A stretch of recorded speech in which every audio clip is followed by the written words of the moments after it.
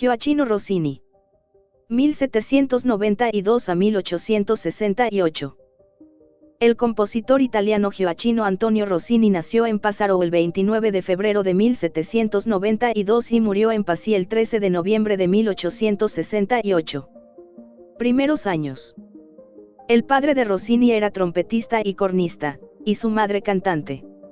Ambos realizaron giras por los teatros de la Romagna y su único hijo, Gioachino, los acompañó desde temprana edad. En 1802 la familia se trasladó a Lugo y 2 años después a Bolonia, donde con clases particulares Rossini hizo rápidos progresos en el corno, el teclado y especialmente como cantante. En 1805 hizo una presentación pública como el niño Adolfo en la ópera Camilla de Paer.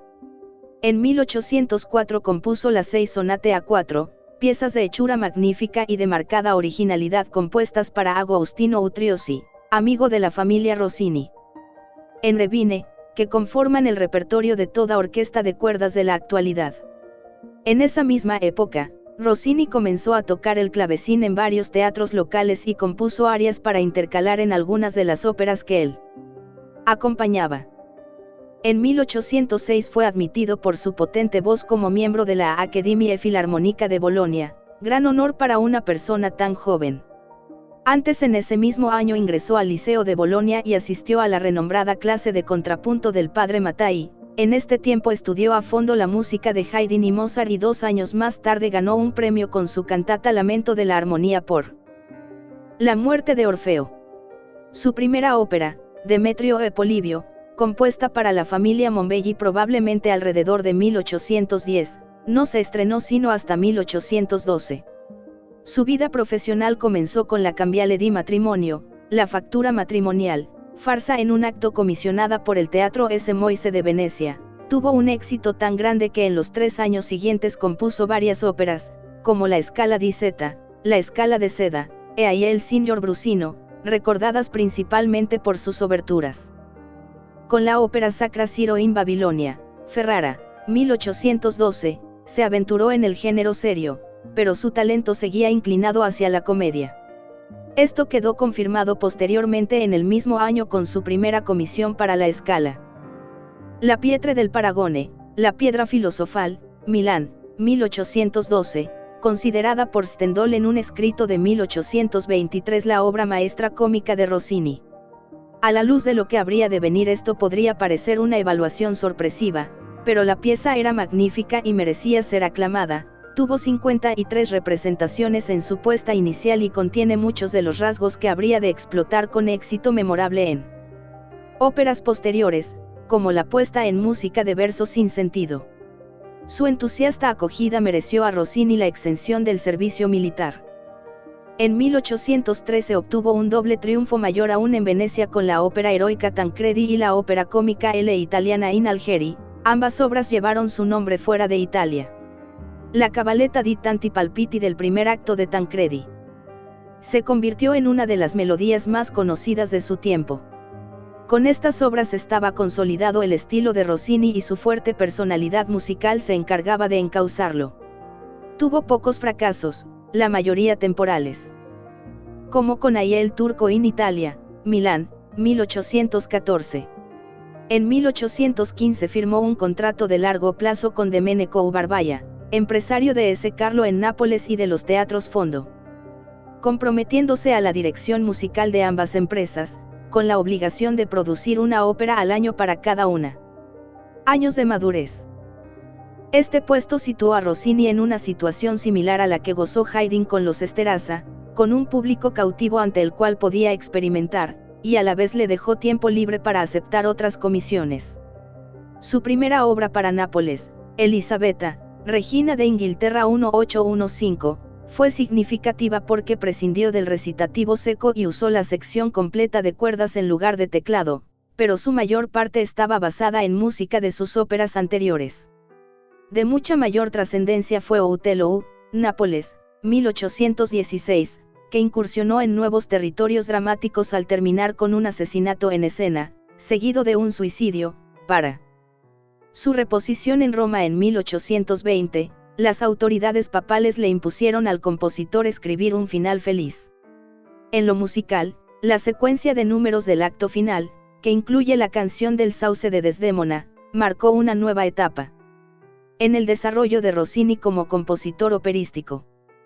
Entre estas dos obras napolitanas, Rossini compuso un par de comisiones para teatros de Roma. La ópera Semiseria de Rescate Torvaldo ed Orlisca 1816 tuvo un éxito moderado, pero ahí el Barbiere di Siviglia 1816 sobrevivió a una desastrosa noche de estreno para convertirse en una de las obras predilectas del repertorio universal, admirada por Verdi y Wagner por igual, e inspirando en Beethoven el conocido comentario de que Rossini solo debía componer más de lo mismo.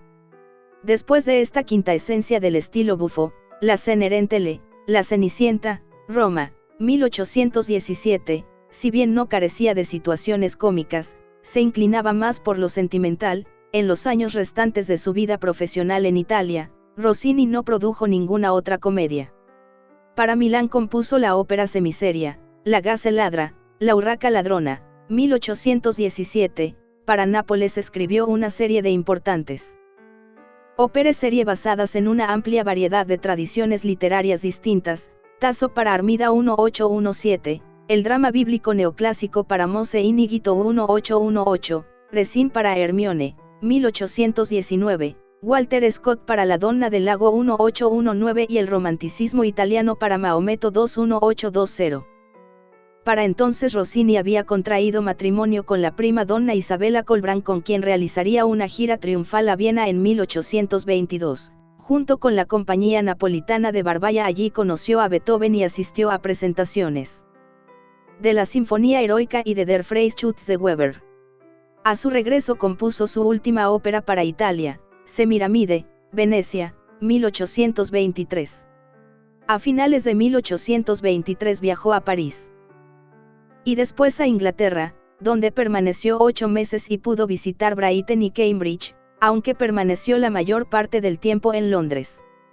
Una nueva ópera prometida para el King's Theatre jamás se materializó. Gran parte de su tiempo en Londres lo ocupó realizando visitas a las principales personalidades de la alta sociedad, quienes le ofrecían inmensas sumas de dinero para que les enseñara música a sus hijas. Durante su estancia en Londres firmó un contrato con el gobierno francés y a su regreso a París asumió el puesto de director musical del Théâtre Italien. Para este teatro compuso a Il Baiaccio a Reims, una pièce de circunstancia operística para celebrar la coronación de Carlos X 1825.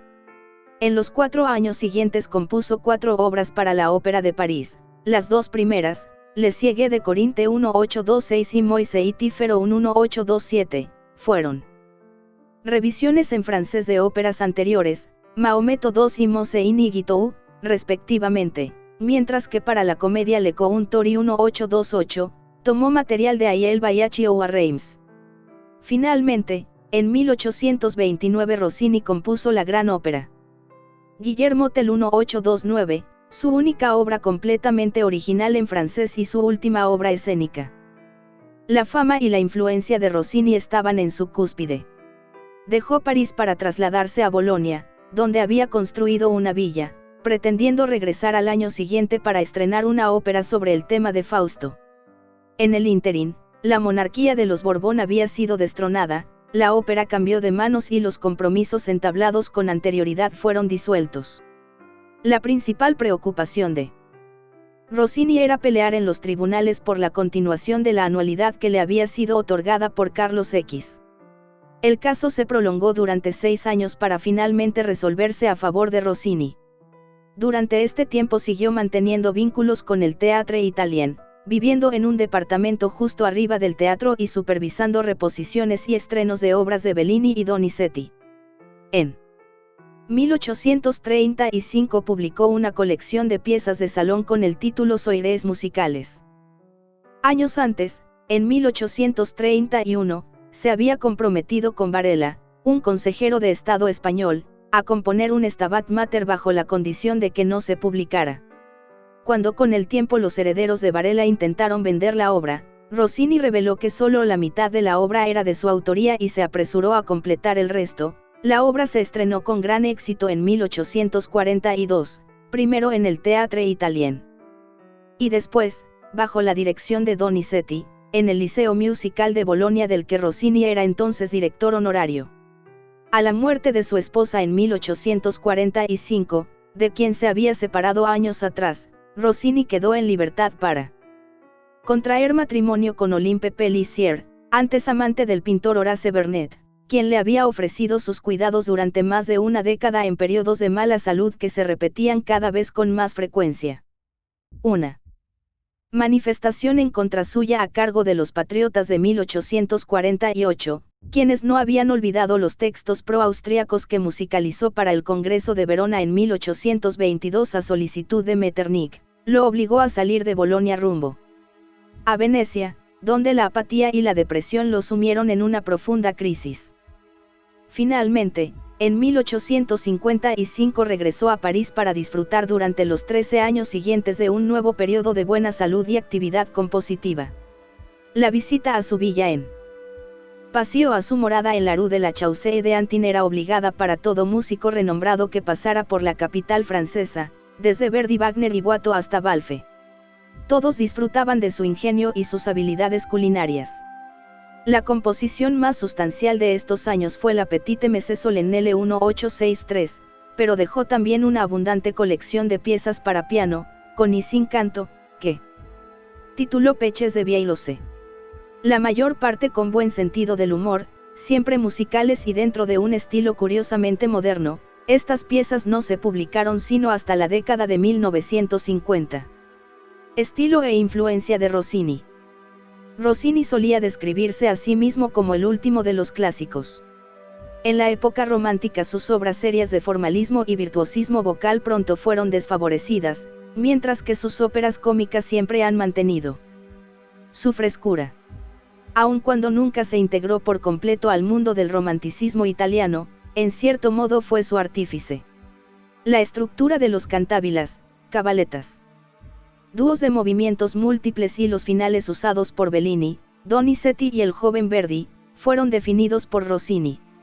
Más aún, su magistral fusión de los estilos italiano y francés en sus óperas parisinas, así como su transformación de la moribunda y mitológica tragedia lírica francesa en una serie de óperas impactantes y reveladoras sobre temas históricos, jugaron un papel trascendental en el romanticismo francés de la década de 1820, estableciendo un parámetro de comparación para todas las grandes óperas posteriores.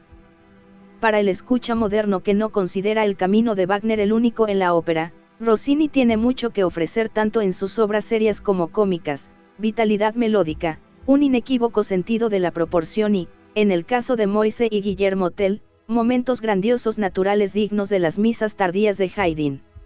Su dominio absoluto de la forma deriva de su dominio del ritmo, cualidad que imprime fuerza a su personalidad musical y le permite, por ejemplo, firmar con su nombre el famoso crescendo, en sí un recurso no particularmente novedoso. La fuerza de su comedia, como la de P.G. Wodehouse, depende en gran medida de su impecable dominio del estilo. Pags, 1303 a 1305. Diccionario Enciclopédico de la Música. Alison Latham. Fondo de Cultura Económica. 2008. México D.F.